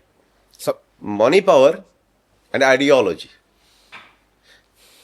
अमेरिका, जैसे कि आप देख रहे हैं कि अमेरिका कहाँ पे ये नहीं चाहता इंटरफेरेंस। हर दुनिया की हर एक जगह में, जहाँ पे भी आप जाएंगे वहाँ आपको CIA मिलेगी, वहाँ आपके उनके लिए करने लोग काम करने वाले मिलेंगे। मामला ही वो उमर अब्दुल्ला साहब से मिलते हैं और सजाद गनी लोन साहब, इनसे भी मिलते हैं, जो कि POK में जिनके वालिद साहब या जो चीफ थे इसके, है ना। आप मुझे बताएं भाई साहब, आज की डेट में एक प्रॉब्लम है, पैसा बड़ा पावर रखता है। लोगों को समझने के लिए इतना काफी। अपनी भी ऑर्गेनाइजेशंस काम नहीं है, बाकी सारी चीजें काम नहीं है, बेशक वो कर रहे हैं काम, लेकिन चाहे बांग्लादेश हो चाहे कश्मीर हो, CIA ISI CIA से अलग नहीं है। उनका आर्मी चीफ पता चाय कहां पी रहा है? आप मुझे बता दीजिए, अगर ISI CIA से अलग है तो मोस्ट वांटेड दहशतगर्द, आप नाम अभी सर्च कर लीजिए, वो व्हाइट हाउस में मेंबर कैसे बने? आप मुझे बताइए, जो पूरी दुनिया में आतंक फैला रहा है, वही अमेरिका पाकिस्तान को, वही CIA पाकिस्तान को ऐसा ना वो मुखिया बना रही है कि एंटी ये जो दहशतगर्दी का मुखिया बना रही है। तो कॉमन सेंस है, वेरी सिंपल सेंस है कि कोलैबोरेशन CIA विद अमेरिका अपने इंटरेस्ट के लिए कर रहा है, लेकिन खराब हमारे देश को करवा रहा है। ऑल बिकॉज मनी पावर, उनके पास मनी पावर है, टैक्टिक्स है, सब कुछ है। तो इस्तेमाल किया जाता है ISI और CIA मिलके इस्तेमाल किया जाता है इन लोगों को, क्योंकि इन्हें भी चाहिए पावर, इन्हें भी चाहिए पैसा। दैट्स एग्जैक्टली द पॉइंट जो हमें चाहिए कि हमारी सोच, हमारी एजेंसीज को चाहिए। हमारे पुलिस को तो खैर पता ही है, एजेंसी को पता रहता ही है सब कुछ, उनके पास कुछ छिपाता है नहीं। लेकिन चलिए एक मौका और सही, ताकि यही शायद उसकी कब्र खोदी, उस सियासी 70 साल के बनाए हुए उस चिनार को, 70 साल के बनाए हुए उस सो कॉल्ड पॉलिटिकल एम्पायर को। हो सकता है कि देश के सियासी डिप्लोमेट्स ने या सियासतदानों ने मौका दिया हो कि इसके बाद ये कभी ना उठे। तो होप सो ऐसा ही होगा। आप जम्मू कश्मीर की पॉलिटिकल फिगर्स पर डायरेक्ट आरोप लगा रहे हैं। बिल्कुल, CIA के साथ मिलने का। एग्जैक्टली है ना। मुझसे प्लान मिले क्या तो है? नहीं आए। प्लान क्या है? ऑब्वियसली सीआईए और आईएसआई का प्लान क्या है? आईएसआई सीआईए का प्लान क्या है? बाइसलन वैली हुआ, यही प्लान है, दहशतगर्दी प्लान है। भारत से देखिए, भारत अभी डेवलप्ड भी है और डेवलपिंग भी है। अभी ये डेवलपिंग है। 10 साल अमेरिका से लेके चाहे चाइना हो, हमें चाइना काउंटर करना है, चाहे यहाँ से हमें अभी पाकिस्तान काउंटर करना है, चाहे बाकी सारी चीज़ें काउंटर करनी है। आईटी में आप देखिए हम बहुत बेहतर कर रहे हैं, या बाकी सारी एयर स्पेस में बेहतर कर रहे हैं। आपके दुश्मन को आपका रहा नहीं जाता, कहीं ना कहीं आपको एंगेज करना है ना, कहीं ना कहीं आपको एंगेज करना है ना। जब वो आपको एंगेजमेंट के लिए आते हैं तो अभी पाकिस्तान के पास पैसा तो है नहीं, लाएगा कहाँ से? पैसा कौन देगा? सीआईए। कल आपको डिस्ट्रक्शन करना है कहीं पे, सीआईए अपने मतलब के लिए कर रही है। यहाँ पे आपकी लिथियम है, वो क्या चाहते हैं? आपके पास लिथियम है। दुनिया में जहाँ जहाँ भी जंगें हुई, जहाँ जहाँ जंगें हो रही है, तो कॉमन सेंस है, आपके पास लिथियम है, आपके पास इरिडियम है, you are rich in the minerals in Jammu and Kashmir.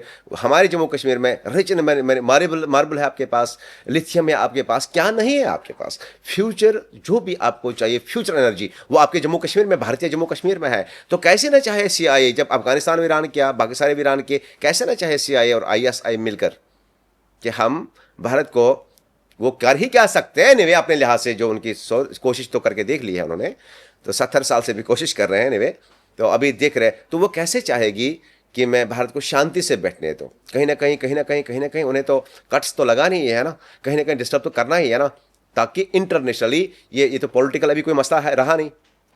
अगर होता तो क्या यूएनओ में बात नहीं होती? बिल्कुल, क्या वहां पे बात नहीं होती? इसीलिए मैं कहता हूं, जो ही दहशतगर्दी फैला, जहां फैक्ट्रीज है, जहां बंदूकें बन रही हैं, जहां ये जहर फैला रहे हैं, ये वही बात हुई जहां से वही लोग यहां पे आके पॉलिटिकल मीटिंग्स करें डिप्लोमेट्स की शक्ल में। और डिप्लोमेट्स मिले किन से? आप देखिए, पर्टिकुलर लोगों से मिले, और देखिए उसी तंजीम I mean to say National Conference उसने जीता। वरना मैं गारंटी करता हूं, no one was willing, and yet being a simple, a common man over there, being a fact checker, journalist, मुझे पता है कि वहां के लोग सिर्फ पीस, रोजगार, अमन। क्योंकि जब अब सिखाया जाता है बच्चों को 4, 5, 10 साल, आप देखिए 90s के बच्चों को आपने सिखाया कि पाकिस्तान पाकिस्तान पाकिस्तान, उसे कल तक अपना तिरंगा पता नहीं था। And I was the man. मैं आपको एक जरा सा अपने दर्शक को बता दूं, आज से शायद 5-6 साल पहले की, मैं नाम तो नहीं लूंगा, मैंने उनसे कहा कि सर, मुझे एक चीज का अफसोस है कि हमारे बच्चों को तो नेशनल एंथम का पता ही नहीं। बोला ऐसे कैसे? मैं बोला बिल्कुल नहीं पता है। आप तो इंटेलेक्चुअल रहे हो, आप इंटरलोकेटर रहे हो, आपको नहीं पता? नहीं पता है। बोला हाँ पता है, मुझे नहीं पता है। करना क्या चाहिए? तो एजुकेशन पॉलिसी चेंज कीजिए ना, अपने देश के बारे में कुछ लाइए ना, कि समझाइए ना अभी बच्चों को। 90 हमको पता है, हम पढ़ रहे थे, हमें बचपन में पता है कि हमें उस्ताद पढ़ाया करते थे, हमें पता है हमारा तिरंगा, हमारा देश कौन है। लेकिन जब 90s रिजीम जब ये आई, जब 90s के बाद में ये जो प्रॉक्सी वॉर या टेररिज्म जो शुरू हो गया, उसके बाद में जब स्कूल महीनों महीनों सालों सालों बंद रहे, तो क्या आपको क्या लगता है कि बच्चा याद रखे? वो तो अपनी खुशी में रहता है, चलो ठीक है स्कूल बंद ही हो गया, ये ज़्यादा काफ़ी है। उसे ना देश का पता रहा, ना अपने तिरंगे का पता रहा, ना किसी और, वो रेडिकलाइज हो गया। और वही रेडिकलाइजेशन आज तक हम, और अभी हो रहा है, काम उस पर हो रहा है, और भी काम करने की जरूरत है। ठीक है, आपने ये रेयर अर्थ मिनरल्स की जो बात की, उससे मुझे लेह का थोड़ा सा सवाल, हालांकि मुझे नहीं लेना था। सोनम वांगचुक के बारे में अगर मैं बात करूं, जम्मू कश्मीर से ही अलग लद्दाख हुआ। अलग नहीं, जम्मू कश्मीर भारत ही है। हाँ, मतलब वो तो एक यूनियन टेरिटरी बनाया गया, तो वो भी मांग कर रहे हैं कि वहाँ भी चुनाव हों, कारगिल का अलग सीट बने, लद्दाख का अलग सीट बने। तो बेसिकली मतलब पर्दे के पीछे क्या है? सोनम वांगचुक की जो लोकप्रियता है वो वहाँ के लोकल्स में, वहाँ के यूथ में है, इस बात को मैं जानता हूँ। लेकिन क्या कोई एजेंडा है उसके पीछे, या फिर जनरली वो उनकी मांगे हैं वो लद्दाख के लिए सही हैं? मुझे बताइए, अगर आपके घर में सब कुछ सही सलामत चल रहा है, आपको रोजगार मिल रहा है, आपके पास सब कुछ, हर एक फैसिलिटी है, आपको फैसिलिटेट किया जाता है मतलब सरकार से, तो मुझे नहीं लगता कोई वजह बनती है कि उसको अलग करो, इसको अलग करो। संविधान की 6ठी अनुसूची में जाना क्यों? हाँ, अब मुझे जाना है क्यों वहां पे? देखिए वहां पे भी मिनरल्स है, वहां पे भी लिथियम है, और अमेरिका चाहता ही है, चाइना चाहता ही है, एमडब्ल्यूएस चाहती ही है कि, यानी कि मैं आपको, आप कितना भी कहिए कि चाइना हमारा दोस्त है, नहीं बन सकता। हमारा ऑल वेदर फ्रेंड तो रशिया था, और रशिया है भी ऑल वेदर। अमेरिका किसका दोस्त नहीं है, वो अपने इंटरेस्ट के लिए है। तो अमेरिका ने कितने मुल्क तबाह कर दिए, एक छोटा मोटा लह की तो बात नहीं। सोनम वांगचुक जी, मैं मानता हूँ उनकी, मैं आदर करता हूँ, लेकिन अगर गलत ना होते, अगर उन्हें गलत, तो हमारे देश की इतनी बड़ी एजेंसियाँ, हमारे देश की इतने बड़े कॉन्स्टिट्यूशन को इम्प्लीमेंट करवाने वाली एजेंसियाँ, आप कोई भी एजेंसी लो, वो इतने गलत तो नहीं हो सकते कि एक ऐसी पर्सनालिटी को बिना वजह जेल में या एनएसए दे। मैं इस बात को बिल्कुल नहीं मानूंगा। हाँ ठीक है, लोकप्रियता एक अलग बात है, एक डाकू की भी लोकप्रियता होती है, ऐसा नहीं है। मैं ये नहीं कहूँ, मैं ये नहीं कहूंगा, मैं मानता हूं कि वो बहुत बड़े जियोलॉजिस्ट है, जो भी है, जो भी उन्होंने किया है, लेकिन ये लॉन्ग टर्म होता है, ये लॉन्ग टर्म होता है, यानी कि 100 साल का प्रोजेक्ट होता है, 50 साल का प्रोजेक्ट होता है। एक दिन की बात थोड़ी होती है। चाइना तो चाहता ही होगा ना कहीं से चाहता ही होगा, अमेरिका तो चाहता ही है, उसमें तो ओपन है, इसमें कोई शक ही नहीं है। मैं कहाँ जाता हूँ अमेरिका किसे मिलने के लिए?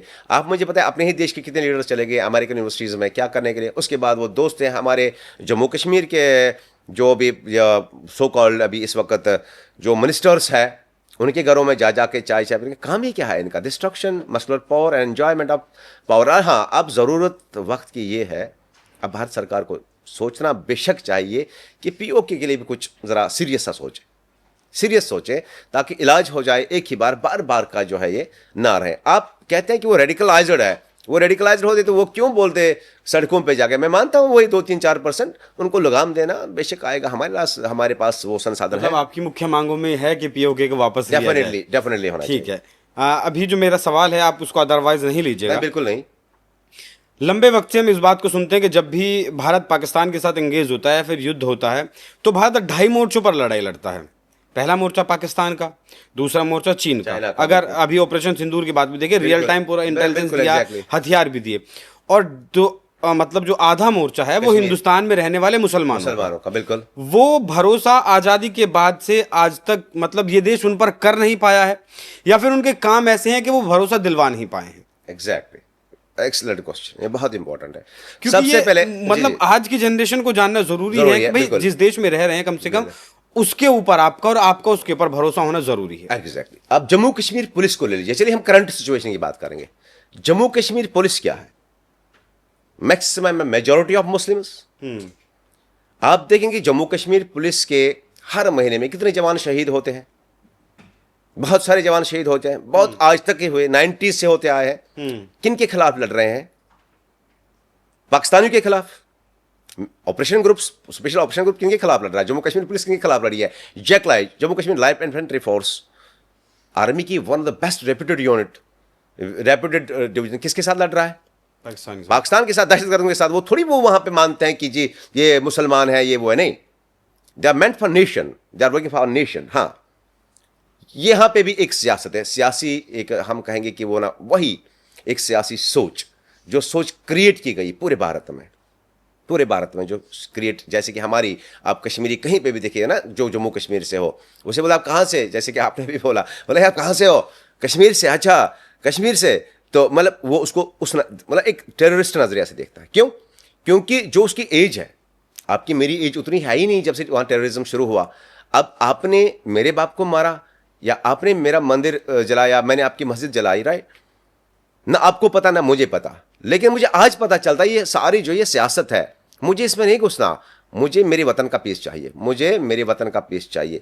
आपका सवाल बेस्ट है कि मुसलमान आज तक बेशक विश्वास नहीं दिला पाया, all because of politics. Rest जो ग्राउंड पे काम करने वाले, अब अक्सर लड़ने वाले देखेंगे, अक्सर जानबाज जो देखेंगे, अक्सर शहीद जो देखेंगे आप वो मुसलमानों में पाओगे, और डेफिनेटली खासकर जम्मू कश्मीर में आप पाओगे। आप सेंसस कर लीजिए जम्मू कश्मीर में, आप गूगल कर लीजिए जम्मू कश्मीर पुलिस, जो वहाँ के स्पेशल ऑपरेशन ग्रुप है, जो आज 40 साल से, भाई अगर आपको मैं एक कहानी बताऊं और नाम ना लूं मैं, अगर आपको बताऊं उससे बेहतर और क्या चाहिए। यहाँ बनिहाल एक इलाका है, एक सिपाही था वहां पे, नाम तो खैर नहीं लूंगा, उसके 2 भाई मिलिटेंट बने। क्या आज तक आपको इतिहास में यह मिला है? आप पता कर सकते हैं, कोई सर्च भी कर सकते, जितने भी दर्शक है। बनिहाल इलाका है, प्रॉपर बनिहाल ही मान लो। तो वो भाई ने खाली एक एसपीओ, स्पेशल पुलिस ऑफिशियल, उसने अपने 2 सगे भाइयों को मारा, एक पाकिस्तान के टॉप कमांडर के साथ। तो मुझे बताइए, वो भी तो मुसलमान है। बिल्कुल। हाँ, वो भी आज नौकरी कर रहा है। और जब उसके, और एक बात है इमोशनल, देखिए इमोशंस पर अटैच है। बाद में एक दिन मैंने उससे पूछा कि भाई, बोला मेरे 2 बेटे पैदा हुए, मैंने दोनों बेटों के नाम अपने उन 2 भाइयों पे रखे, और वो आज अभी जिंदा है, मैं मिला सकता हूं, ऐसा नहीं है। मैं आपको पर से ऑफ द कैमरा मैं आपको नाम भी बता सकता हूं। अपने सगे 2 भाइयों को मारना, आप मुझे बताएं इससे ज्यादा मुसलमान क्या कर सकता है? कैसे आ जाए विश्वास देश को, कैसे आ जाए। और हमें भी देखिए कुछ पॉलिटिकल एरर्स जहां पे भी हमें भी चाहिए, आपको चाहिए, हम सबको चाहिए, हम मिलकर इस देश के लिए काम करें और एक दूसरे के साथ रहें। बाकी कहीं पे देखिए मजहबी सियासत है, कहीं पे दूसरी सियासत है, पॉलिटिशियंस का काम ही यही है, उन्हें तो डेफिनेटली करना है। चाहे आप तो वो हिंदू मुसलमान भी नहीं करेंगे, मंदिर मस्जिद नहीं करेंगे, तो ऐसे चाहे पॉलिटिक्स करेंगे कैसे? विषय कुछ और है, नहीं है ना। खासकर कश्मीर की बात है, फ्लश है, कह रहे हैं न्यूक्लियर फ्लश है। कैसा न्यूक्लियर फ्लश है? अभी आप मुझे बताएं। अच्छा ठीक था, तो लद्दाख वाले तो पहले वही मांग कर रहे थे, वांगचुक ही पहले मांग कर रहा था कि हमको जी अलग दे दीजिए, यूटी दी गई यूटी। अब कहता है कि आप नहीं, मुझे ये सब चाहिए, तो परसों वो कहेगा नहीं जी मुझे चाइना के साथ जाना है। Is it possible? नहीं, तो अनफॉर्चुनेट, तो वांगचुक जी है ना जिन्होंने अनशन कर दिया, वहां से यहां तक आया हमें यूटी अलग चाहिए, वो वही वांगचुक जी है ना, हम तो थोड़ी थे। तो अब अगर दे दिया सरकार ने, तो अब क्या प्रॉब्लम है? कहीं ना कहीं बैक तो है, बैक मतलब बैक में तो कुछ ना है, हिडन अनसंग चीजें हैं जो पीछे काम करें, मुहरिकात है। तो चाहिए हमारे एजेंसीज को डेफिनेटली उस पर काम करें। आलम मोहम्मद का एक विवाद बहुत चल रहा है आजकल देश में। बिल्कुल, कानपुर से शुरू हुआ, देश के 10-12 राज्यों में बिल्कुल, पहुंचा, बिल्कुल। कई शहरों में पहुंचा। बिल्कुल, बिल्कुल। मौलाना तौकीर रज़ा जैसे लोग गिरफ्तार भी बिल्कुल, हुए। बिल्कुल, बिल्कुल। मतलब असल में क्या है, होना चाहिए ऐसा? नहीं होना चाहिए, क्योंकि अचानक से ऐसा कोई ऐसा नारा हमने भी नहीं सुना, हाँ। पॉलिटिकली भी नहीं सुना कि आलम मोहम्मद का नारा अचानक से जो है देश की राजनीति में भूचाल ला दे। मुझे एक बात समझाइए आप। मैं कहूंगा आई लव राम, आई लव कृष्ण, इसमें प्रॉब्लम क्या है? कोई प्रॉब्लम नहीं है। पैगम प्रॉफिट मोहम्मद सल्लल्लाहु अलैहि वसल्लम, आई लव मोहम्मद सल्लल्लाहु अलैहि वसल्लम, कोई नहीं, आप भी बोल सकते हैं। मोहम्मद सल्लल्लाहु अलैहि वसल्लम सिर्फ एक थोड़ी आपके मेरे हैं, वो एक पैगम्बर अलैहि इस्लाम है, सारी कायनात के लिए है। जैसे वो आपके, हिंदू के, सिख के, वैसे हमारे। जैसे मैं आप कहेंगे राम जी जैसे आपके वैसे मेरे भी है, कृष्ण जी जैसे आपके वैसे मेरे है, है ना। उसमें ना आपका अधिकार है ना मेरा अधिकार है, क्योंकि उन्होंने दुनिया को एक सच्चाई के पैगाम पे और सच्चाई के साथ में इस दुनिया को आपको देखने के लिए, सोचने के लिए अपना धर्म अपना ये सब अपनी जितनी भी आइडियोलॉजी आपको दी। अब इंसान बिगड़ गया, तो आई लव मोहम्मद का जो ये चला, इट्स ऑल अबाउट पॉलिटिक्स। ये भी एक पॉलिटिक्स है, आई लव मोहम्मद सल्लल्लाहु अलैहि वसल्लम, ये भी एक पॉलिटिक्स है। वरना ये कौन सी बड़ी बात है? मैं यहां पे लिख लेता हूं जी I love Krishna ji, I love Ram ji. हाँ yes, I of course I love Ram ji, I love Krishna ji, इसमें कोई लड़ाई नहीं। ये एक लोगों को एंगेज करने के लिए, जब आप एक मॉब को एंगेज करना है ना कुछ सोचा तो डालना है ना वहां। आप मुझे बताए परसों तालिबान के आए, मैं इसी बात पे चाहता हूं, तालिबान के वो आए मुला, है नहीं, जिन्होंने मौत तकी, हाँ अमीर तकी। अच्छा वो कहां पे चले गए? वो सीधे चले गए, इसका क्या नाम है, देवबंद। बोला कि हमारी आइडियोलॉजी और देवबंद की आइडियोलॉजी ठीक है, लेकिन हमारे जो फॉरेन मिनिस्टर साहब है, उसके बाद में एक प्रेस कर बोले कि अगर आपकी आइडियोलॉजी इनकी आइडियोलॉजी है, कौन सी आइडियोलॉजी है? आप तो तालिबानी रहे 40 साल से, आपके हथियार वाले हो, ठीक है। अब डिप्लोमेटिक लेवल्स में क्या होता है कि जहां पे आपके मुल्क का इंटरेस्ट हो, कुछ छोटा मोटा तो चलता रहे, लेकिन जहां पर बड़ा इंटरेस्ट हो वहां पे आपको, क्योंकि लोग, ये भारत देश है यहाँ इतने इंटेलेक्चुअल्स है कि हम सोच नहीं सकते। पूरी दुनिया के इंटेलेक्चुअल्स जमा करके उससे ज़्यादा इंटेलेक्चुअल्स भारत में बैठे हुए हैं, अपने देश में बैठे हुए हैं, ताकि इस भारत की रक्षा करें। और ये जो आई लव मोहम्मद इतना बड़ा, ये तो एक नॉर्मल सी बात है। आप मुझे बताएं, या मैं यहाँ पे लिखूँ I love Krishna ji, I love Ram ji, I love Mohammad सल्लल्लाहु अलैहि वसल्लम, आई लव दिस, ये सब कोई, ये तो आम सी बात है, ये तो इसमें कोई ये तो है नहीं। अब हाँ, कहीं ना कहीं ये भी पोलिटिसाइज किया जाता है समाज में, सोसाइटी में, ताकि एक वो बखेड़ा जमा किया जाए, उन्हें एक सियासी ऐसे नॉनसेंस क्वेश्चन मिले जिस सवाल का जवाब ही ना हो आपके पास, या ऐसा सवाल इसका जवाब ही नहीं होगा आपके पास। क्योंकि मैं बोलूँगा, आप मुझे बोलोगे लिखो आई लव राम जी, हाँ I love Ram ji, I love Krishna ji. और अगर आपने पढ़ा नहीं होगा, मैंने पढ़ा भी है। अगर आपने ऑपरेशन दिया वेद नहीं पढ़ी, मैंने वो भी पढ़ी है। तो मैं ऐसे क्या हो गया, तो उससे क्या, तो आई लव मोहम्मद सल्लल्लाहु अलैहि वसल्लम लिखने से कोई बड़ी ये मुझे नहीं लग रहा कि ये कुछ जस्टिफिकेशन है या कोई जस्टिफाइड चीज़ है कि इस पर हम लड़े आपस में। मतलब सिर्फ पॉलिटिकली, ये पॉलिटिकली नहीं लड़ा, इसलिए कोई बात है ही नहीं इतनी बड़ी। राहुल गांधी को आप इस देश का नागरिक क्यों नहीं मानते? क्योंकि वो, उसका पासपोर्ट भी, वो तो ब्रिटिश है, वो तो है जर्मन का है। उसका बाप बेशक यहाँ का था, उसकी माँ कहाँ की है? इटली की। उसकी खुद की, उसको आप मुझे बता दीजिए नागरिकता कहाँ की है? डेवल अभी तो भारत की ही है। नहीं, कोर्ट में है मामला। नहीं, कोर्ट में मामला है वो अलग बात है, लेकिन है ना बाहर लगे हैं, आरोप नहीं लगे हैं, है ऐसे कैसे है? पढ़े कहाँ से है वो? बाहर से पढ़े हैं, भारत से ही पढ़े हैं, नहीं विदेश में नहीं विदेश में पढ़े हैं। रहे कहाँ है? जब उनके वालिद को माननीय जो यहाँ पे प्राइम मिनिस्टर साहब थे राजीव गांधी जी, जब उनको शहीद किया गया तो वो कहाँ पे थे? तो डेफिनेटली भारत के नागरिक तो है ही नहीं। अगर होते तो शायद फिर एक बार में उस चीज़ पे आए, फिर वो अमेरिका में जाके अपने ही देश के लिए न कहीं किसान विवाद खड़ा करवा देते, न बगैर, ठीक है पॉलिटिकल बेस्ट पॉलिटिकल लीडर है, मानते हैं बेस्ट पॉलिटिक्स वो उसको पता है सबसे, तो बेहतर था कि आप अपने मुल्क के लिए बेस्ट पॉलिटिकल सिनारियो खड़ा करके आम लोगों की जो समस्याएं हैं, लोगों की जो समस्याएं हैं उसे फुलफिल करें। आप लीडर ऑफ अपोजिशन है अभी, तो आप मुझे बताइए वो आप मुझे बताइए, इसमें मैं एक कश्मीर को जोड़ना चाहूंगा एक लिटिल बिट। आपको पता है कश्मीर में मिलिटेंसी क्यों हुई? उसका रूट कॉज क्या है? राजू फारूक इकार्ड। अब राजू फारूक इकार्ड क्या था? वहां जमात इस्लामिया एक जो तंजीम थी, यानी कि जो जैसे कि आप में आरएसएस है या ऐसे मुसलमानों में वहां पे जमात इस्लामिया थी, उन्होंने जीता। मान लीजिए कि उन्होंने जीत लिया, जिसका चीफ सलाहुद्दीन है, जो मैक्सिमम लोग पाकिस्तान चले गए, तो उन्होंने रिग कर दिया। तब कांग्रेस की हुकूमत थी और फारूक अब्दुल्ला वहां पे कॉन्टेस्ट कर रहा था एज ए सीएम। तो राजीव गांधी जी और फारूक इकार्ड में क्या हुआ, इन्होंने रातों रात रिग करके, वोट रिगिंग करके और अनाउंस कर दिया कि ये जीता जी फारूक अब्दुल्ला जी ने, जबकि जीता वहां पे इसी जो यूसुफ शाह सलाहुद्दीन जिसको नाम दिया, या बहुत सारे लोग जो मारे गए फिर बड़े बड़े नजरबंद थे ना शायद फारूक अब्दुल्ला, जितना मुझे नहीं वो नहीं, उससे पहले की मैं बात कर रहा हूँ। ये 84 की बात है, जब उन्होंने 84 के बाद जब पहले हाजी ग्रुप बना वहां पे, फिर ये एक हिस्ट्री है, 84 की बात है ये, जिसमें यासीन मलिक ये सब लोग फिर पाकिस्तान चले गए, फिर आईएसआई ने उनका अच्छा खूब फायदा उठा लिया। तो कॉमन सेंस है, बाकी तो उन्होंने जम्मू कश्मीर में सबसे बड़ा जुल्म तो ये हुआ, उसी से शुरुआत हो गई है। वहाँ पे हिजबुल मुजाहिदीन की चीफ, आप हिस्ट्री चेक कर लीजिए, हिजबुल मुजाहिदीन के चीफ ने नुमाइश की है वहाँ पे श्रीनगर में एक जगह, वहाँ से कॉन्टेस्ट किया election. He was believing then, तब तो वो बिलीव कर रहा था ना कॉन्स्टिट्यूशन ऑफ इंडिया पे, तभी तो लड़ा ना election under constitution of India. ओ गिलानी साहब की बात करिए, क्या वो एमएलए नहीं रहे? जो बड़े चीफ थे मतलब हुर्रियत के, क्या वो नहीं रहे एमएलए? क्या अब्दुल गनी लोन, जो बिलाल गनी लोन का और सैदात गनी लोन का बाप था, क्या वो एजुकेशन मिनिस्टर नहीं रहे ना? तो फिर वो अलगाववादी क्यों बने? अलगाववादी फिर वो इसीलिए बनाए फारूक अब्दुल्ला की ही और राजू इकार्ड नहीं। तो कांग्रेस कुल मिला के, कांग्रेस और वहां की उस सरकार ने मिलकर जम्मू कश्मीर की आज तक की तबाही उनकी जिम्मेदार है, इसमें कोई शक नहीं, कोई द्वारा मैं बीइंग आम फाम सा कश्मीरी में ये कह रहा हूं, किसी के भी दिमाग में यह है कि इन्होंने ऐसा किया, किससे भी सवाल पूछे वो यही बोलेगा कि इन्होंने करवा दिया, वरना दहशतगर्दी नहीं होती पाकिस्तान।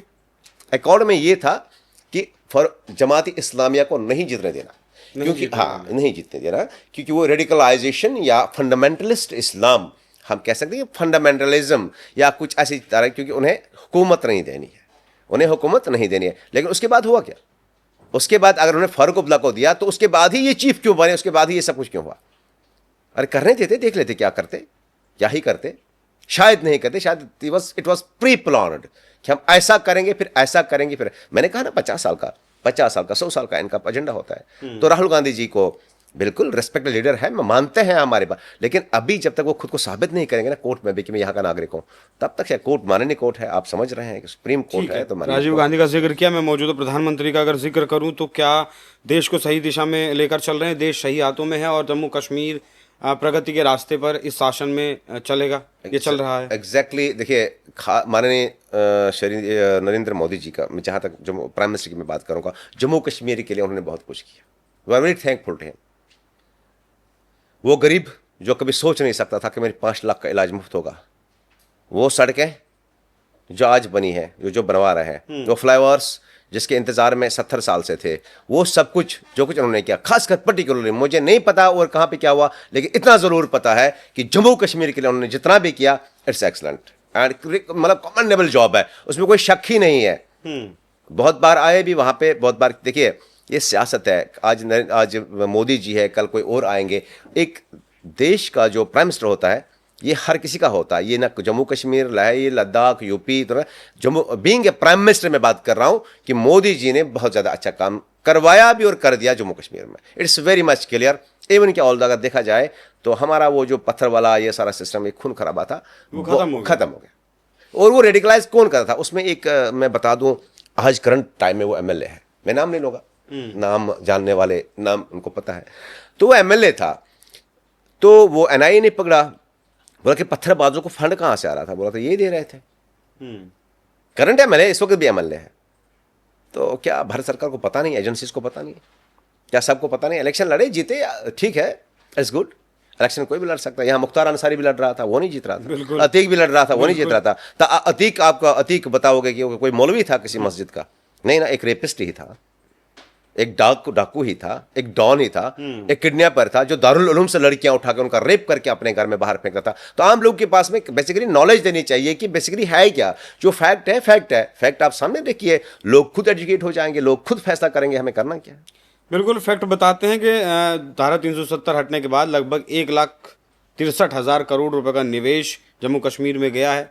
बुनियादी ढांचों को खड़ा करने के लिए 2 लाख करोड़ रुपए का यहाँ पर जो है निवेश है। बाकी 63,000 से ज़्यादा नौकरियों का उत्सर्जन हुआ है। तो बहुत सारा अगर पर्यटकों की बात करें तो इससे पहले जो 370 से पहले जो लोग थे, लगभग 12.5 लाख लोग जाते थे कश्मीर में। उनका आंकड़ा मतलब 2 करोड़ से भी ऊपर पहुंचा, 2 करोड़ 15 लाख के आसपास तक ये पहुंचा। तो बहुत सारी चुनौतियों का सामना जो जम्मू कश्मीर कर रहा था 370 हटने के बाद, उन चुनौतियों से वो बचा है और आम मूलभूत सुविधाएं जम्मू कश्मीर के लोगों को मिली हैं। आपका बहुत धन्यवाद सर, आप स्टूडियो आए। और एक बात मैं अपने दर्शकों को बताना चाहता हूं। वन लॉस, जो फर्स्ट क्वेश्चन था, जो फर्स्ट क्वेश्चन वाज पहलगाम के इस अटैक को आप किस नजर से देखते हैं? हाँ। मैं सभी देशवासियों से ये निवेदन, ये गुजारिश करता हूं, आपकी इस प्लेटफॉर्म से, NFM न्यूज़ के, मैं डॉक्टर शेख, मैं आपसे रिक्वेस्ट करता हूं, बेशक कुछ लोग गलत हो सकते हैं, बेशक कुछ लोगों ने दहशतगर्दी की, बेशक हमारी बहनों का सुहाग उजड़ा, लेकिन मैं आप सबसे गुजारिश, आप डेफिनेटली जम्मू कश्मीर आइए। वो देश का हिस्सा है, आपका हिस्सा है। जब आप नहीं आएंगे तो पाकिस्तान, चाइना थोड़ी ना आएगा। आना मेरे ही देश को है, और आपकी सिक्योरिटी, सेफ्टी, आप हमारे हो, हम आपके हैं, और कोई दुश्मन हो वो हम और आप मिल के जो है उसका खात्मा डेफिनेटली करेंगे, और होगा ही इंशाल्लाह, और जरूर होगा। बिल्कुल, जैसा कि सर ने कहा भी कि कुछ % लोग ऐसे हैं जो आज भी पाकिस्तान वाली मानसिकता से प्रेरित हैं। बाकी सभी कश्मीरी वैसे नहीं है। हालांकि उन्हीं लोगों के बहुत सारे वीडियोस भी आए जिसकी वजह से ये जो दिमाग में एक गैप, एक खाई जो पैदा हुई है पहलगाम हमले के बाद, कि उन लोगों को किस तरीके से शरण दी गई। लगभग 3-4 महीने तक वो लोग पकड़े नहीं गए।